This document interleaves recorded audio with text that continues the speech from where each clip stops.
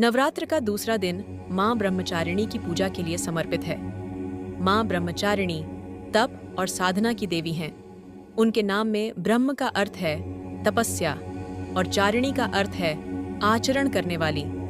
उनकी कथा हमें दृढ़ निश्चय, आत्मनियंत्रण और भक्ति के गहरे अर्थ को समझाती है। माँ ब्रह्मचारिणी का यह स्वरूप हमें जीवन में संयम, धैर्य और तपस्या के मार्ग पर चलने की प्रेरणा देता है।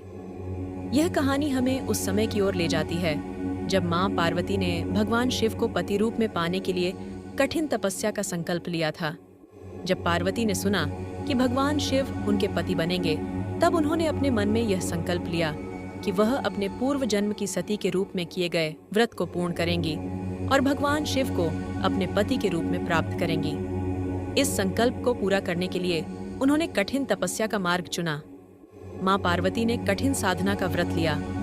उन्होंने कई वर्षों तक कठिन तप किया। पहले हजारों वर्षों तक उन्होंने केवल फल और फूलों का सेवन किया। इसके बाद उन्होंने वर्षों तक केवल हरी सब्जियों और पत्तों पर निर्भर रहकर साधना की।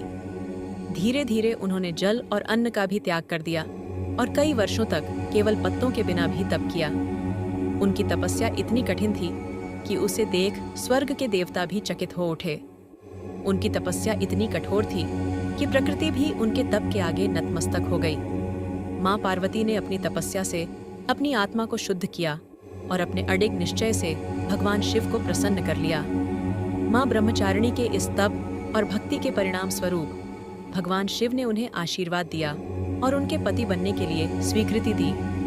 यह कहानी हमें सिखाती है कि जब हमारे जीवन में कठिनाइयाँ आएं, तो हमें धैर्य, तपस्या और अडिग संकल्प के साथ आगे बढ़ना चाहिए। माँ ब्रह्मचारिणी के स्वरूप से यह शिक्षा मिलती है कि साधना और संयम ही वह मार्ग हैं जो हमें जीवन के ऊंचे लक्ष्यों तक पहुंचा सकते हैं। उनके एक हाथ में जप माला है जो ध्यान और तप का प्रतीक है, और दूसरे हाथ में कमंडल है जो संयम और साधना का प्रतीक है।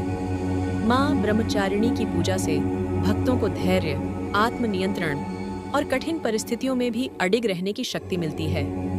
नवरात्र के इस दूसरे दिन हम माँ ब्रह्मचारिणी की आराधना करते हैं ताकि हम अपने जीवन की कठिन साधनाओं को पूरा कर सकें और अपने जीवन के उद्देश्यों को प्राप्त कर सकें। माँ ब्रह्मचारिणी हमें सिखाती हैं कि जीवन की हर कठिनाई को आत्मनियंत्रण और साधना से पार किया जा सकता है। जब हमारी भक्ति और निष्ठा अडिग होती है, तब हम जीवन के हर उद्देश्य को प्राप्त करने में सफल होते हैं।